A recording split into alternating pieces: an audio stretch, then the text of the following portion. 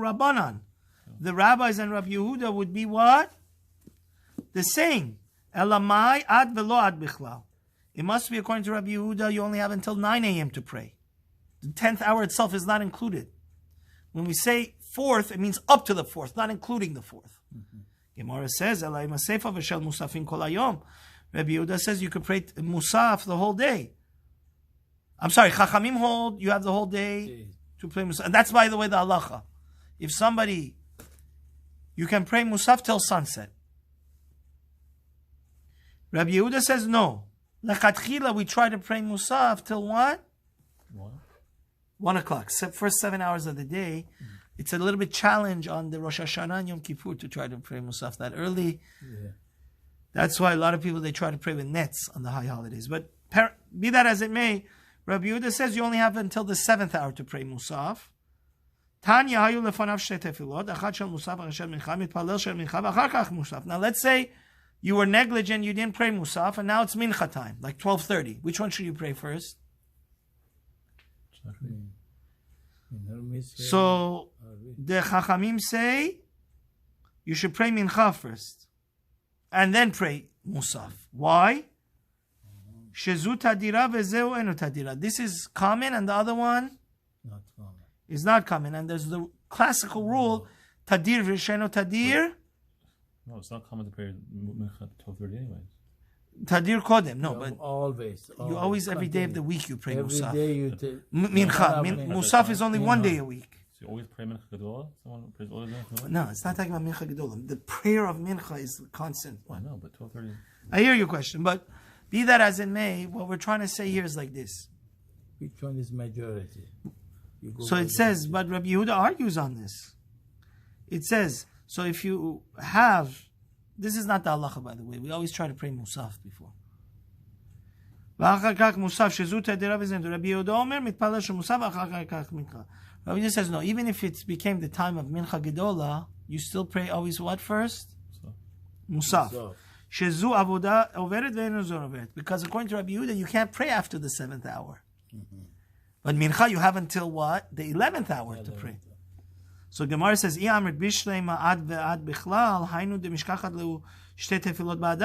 you called according to Rabbi Yehuda, when he says 7th hour, it's including the nth of the 7th hour, not the beginning of the 7th hour, which means till 1 o'clock. But if you say that Rabbi Yehuda always says, when he says his time frame, it's not including the last hour, it's only the beginning of the last hour. So according to Rabbi Yehuda, Musaf is only till noon. So you never have a time that they overlap. You understand? Musaf and Mincha. Because Mincha you're only allowed to do 12:30. And if you say Ad Bichlal and it's not including the last hour, it'll never overlap. Because one ends 12, one ends what? 12:30. So it must be according to Rabbi Yehuda, whenever he says his times, he says until this time, it's including the end of that hour. Ad Bichlal. That's why the 7th hour means the end of the 7th hour, which means till 1. 4th hour means the end of the 4th hour, which is like around approximately 10:30 a.m. You understand that? So it says, Kevan de'et lehu mincha, ela i'amrit ad ve'ad b'chlal, eka mishkacha l'shte tefilot ba'adad yadadi, kevan de'et lehu shemincha az l'shal musafin. If the ones of mincha comes, Musaf's time is over. Ela my ad ve'ad b'chlal. We came to the Kashya Resha. Rabbi Yehuda clearly says the last hour is included. So then the beginning is a question. My eka ben Rabbi Yehuda l'Rabbanan. What's the difference between Rabbi Yehuda and the Rabbanan? Gemara says like this: Mi savarat dehai plag mincha rokanak plag rishona kamar. Rabbi Yehuda says plag mincha. He doesn't say the last plag mincha. He says the first plag mincha, which is approximately what? 3:30. V'hachi kamar, on that perfect day where like 6 a.m. is sunrise. Eimad nafik plag mincha rishona v'al plag mincha achrona. He says, when does first plag mincha go and the second plag mincha start? Nechi nafik yud aleph shaot chaser ravia. When the 11th hour minus 15 minutes, 10:45 hour of the day, which is an hour 15 minutes before sunset, starts. Amar Rav Nachman afanana, na mitanina Rabbi Yehuda men be'avavahid chamisha dvarim shemema'anin et hakatan. Rabbi Yehuda says 5 things that Rabbi Yehuda gave 5 testimonies. First of all, he said that you can do mi'un. You know what mi'un is? Really, halachically, only a father is allowed to have his daughter under bat mitzvah married. But in the olden days, a brother and a mother can also accept a rabbinic marriage for a minor, for a child under 15. And Rashi says, "Katana she'isua ima la'achar mita aviyad midoraita en la kiddushin klum she'arei katana eno bat da'at ve'eno ima." So mi'un means that only a father is allowed to marry off her daughter under bat mitzvah. Rabbinically, they let the mother and the brothers also marry her off. Because Ela la'av shene'emar biti natatemi u'rabanan tiklu kiddushin la'asicha mi'un kedei she'yasiya ve'lo tetzeh lezenut. In the olden days, the rabbi said, let her get married so she doesn't go do bad stuff with other men. She has a husband over her head, so she doesn't go do hanky-panky with other men. לפיכך, אם מיינה לאחר זמן, ואמרה אי שיבו יוצאת מותר לכל אדם אינו צריכה גט. Rabbi Yehuda holds that if when she becomes an adult at bat mitzvah and she says, I don't like this man, she can leave him without even a divorce document. You know why?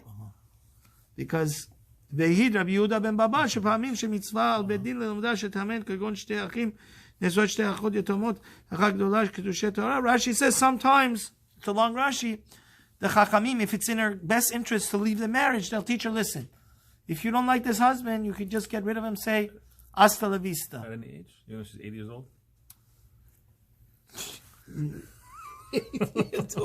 15? And the halacha is like that. No, there's a time limit. He said another fascinating thing. He said, we know that if an animal kills somebody, we stone the animal to death. Not only does it apply to a 4-legged animal, even if a 2-legged animal, like a chicken, goes and hits somebody like chas v'shalom in the brain and pecks out his brains, we stone the bird also to death. Just like we would stone what? An ox. And once there's a wine, which is 40 days old, they can put it on the top of because every time we bring a korban, we bring nisko, we bring some wine with it. The wine at least has to be 40 days old to be eligible to be poured on top of the altar, the mizbeach in Jerusalem. And he said another thing. He said the korban tamid of the morning can be brought till the 4th hour. Shma mina va'ad bichlal shma mina. Well, clearly, the 4 hours according to Rabbi Yehuda is the end of the 4th hour, which means that if the morning started at 6 a.m., you have until what? 10 a.m. to say. And that's actually the halacha that. And according to Rav Avadia, this is very important. Because if you could always pray Shachrit till noon, till Chatzot. But once you miss the 4th hour, you can't say Berachot Shema Yisrael anymore. You have to say Baruch HaBocher Amo Yisrael Ba'ava. Baruch Yotzer HaMe'orot. Because since the time of Tefillah finished, you can't say Bracha of Ga'al Yisrael, all the Brachot that we say before and after the Shema. That we mentioned previously. Amar Rav Kahana halacha Rabbi Yehuda. The halacha is like Rabbi Yehuda. Since we learned in the Mishnah Ediot, where they give the best testimony, that Mishnah we quoted, the halacha is like that. So actually, that is the halacha that you could technically pray Shachrit till noontime, but you don't get the mitzvah of Shachrit on time, because until you pray what? At 10. If after 10, you get much less reward for praying Shachrit, because you missed the essential time, because Allah is like Rabbi Yehuda. Va'al tamid shel shachar shekarav ba'arba sha'ot. We can bring the korban tamid shel shachar. Man tanala d'tnan v'cham hashemesh v'nimas ba'arba sha'ot. Oh, this week's parsha. It said, who's the person that says at the 4th, when it became hot, the man that we learned in this week's parsha, it melted. Which means if the person was lazy and he didn't go collect his man till the sun came out in its full glory. At noon, it would melt. It'd start melting. So you'd have to, you snooze, you lose. You'd have to pick up the man before then. Who says this? When did it start melting? 10 a.m. or 12 noontime? When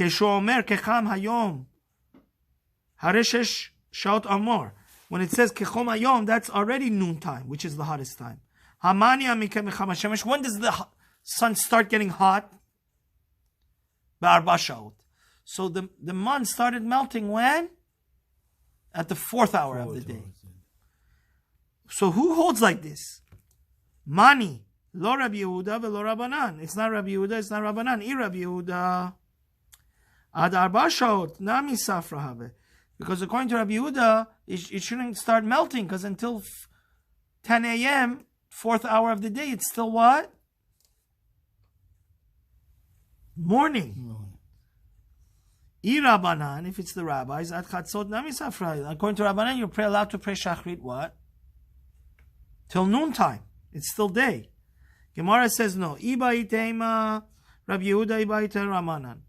It could either be both. It could go according to either opinion. Iba itema Rabbanan amar kra baboker chakul shne brokerim. According to Rabbi Yehuda, according to the Rabbanan, baboker means that there's really 6 hours till the morning, but you could split it in half. So 6 divided by 2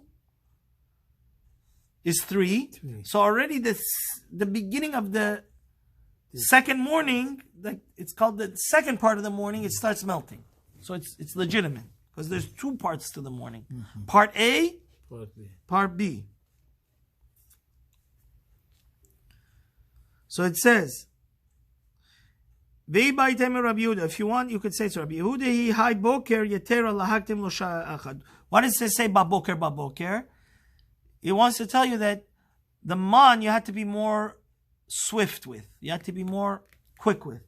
And therefore, the extra baboker teaches you it started melting an hour before the normal time, which is at already 10 a.m. How do you know that it started melting at 10 a.m. at the 4th hour of the day?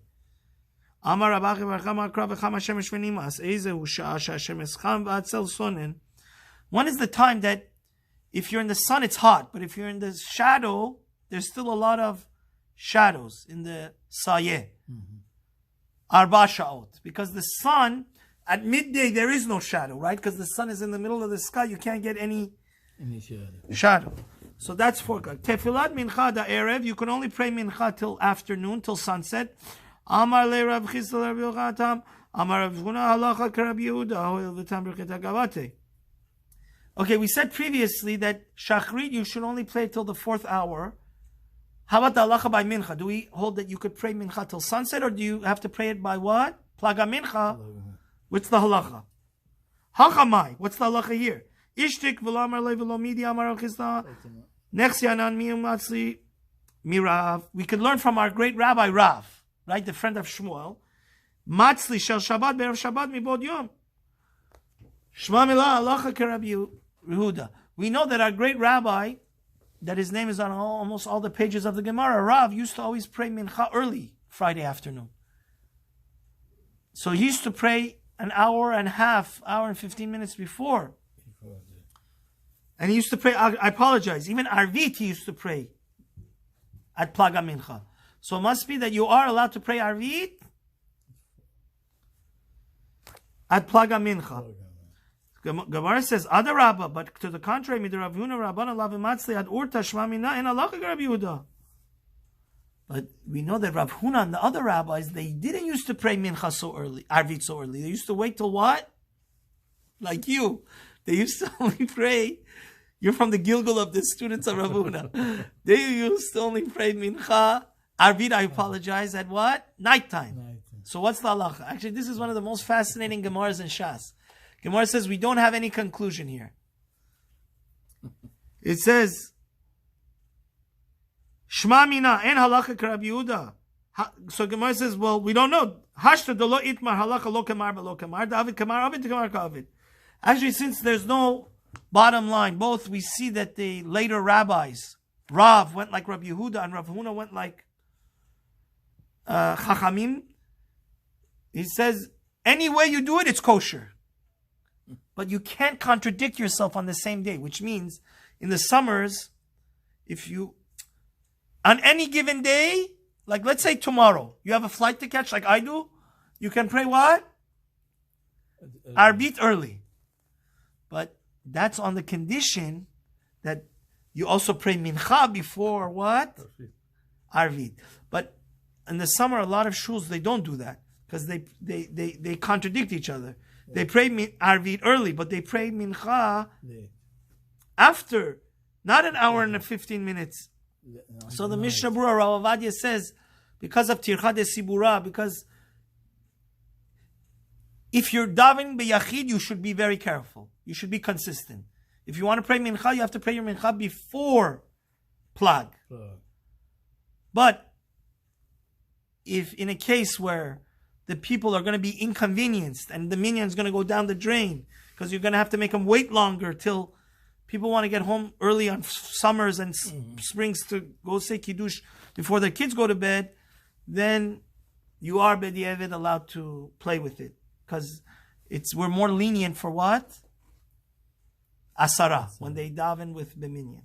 But that's a fascinating thing that both halachot are legitimate. Rav Iklai legabe gina v'sali shel erev Shabbat v'Shabbat v'matzli Rabbi Yirmiyah ba'adei lo choderav. So he says, actually, Rav used to pray. Did you know you're even allowed to pray Arvit of Saturday night, Motzei Shabbat early? Because if you follow Rav Yehuda, you're allowed to pray Arvit of and say Atach Tachanantanu even before sunset, up to an hour and 15 minutes before. And Rav Yirmiyah was actually praying right behind him. V'siyim v'lo ifseka l'suta de Rav Yirmiyah. Rav, and because according to Rav Yehuda, the day's over. Shabbat's over then, that's before sunset. Okay, just one second. It says v'siyim Rav v'lo ifseka l'suta de Rav Yirmiyah. Rav didn't interrupt Rav Yirmiyah. Shma mina tlat. We learn from here three things. Shma mina mitpalel adam shel Shabbat be'erev Shabbat. First of all, we learned the halacha that you're allowed to pray Arvita Friday night, like we said before. Like we always do in our shul in the summer, right? We pray Arvit before nightfall. Shma mina mitpalel tamid acharei rabo. We learn from here that you're allowed to pray right behind your rabbi, and it's not considered what? Disrespect. V'shma mina asur la'avor keneged mitpalel. And we see that Rav, he didn't say Oseh Shalom. Since Rav Yirmiyah was right behind him, he didn't go back. Because you're not allowed to, this is a Rav Chaim Kanievsky, right? This is a terrible problem. In Iran, actually, they were very makpid. Today, a lot of people don't realize. It is a clear-cut halacha that a lot of people don't do. And it's wrong. You're not allowed, if you finish your prayer and somebody is praying longer, or somebody's saying Kaddish, you're not allowed to walk in front of him. Because you're going to what? Disturb his kavanah. This is a halacha we always have to remind people.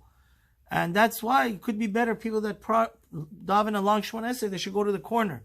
So they don't cause people to sin. That's one of the reasons why we have the Amud. Because the Shaliach Sibur, if there's like a tall stender or something in front, it could be then it's less of a problem. Because the person, he doesn't see. We see from here that it's forbidden to walk in front of people that are praying. Rav Ami and Rav Asi did walk in front of people that were praying. No, that was outside 8 feet. So if it's a big shul, and the person is davening in the back, and you're 20 feet, yeah, then the guy doesn't even see you. You don't disturb him. It's only forbidden to go within 6 feet of him, in front of him, to walk in front of him, back and forth. And it says, Rav Yirmiyah,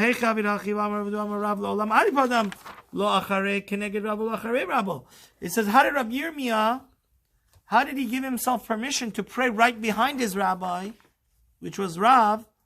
But it's the halacha is that you should never pray right next to or in front of your rabbi, because you're showing that, I'm equal to you. Me and you are equal. We do that next.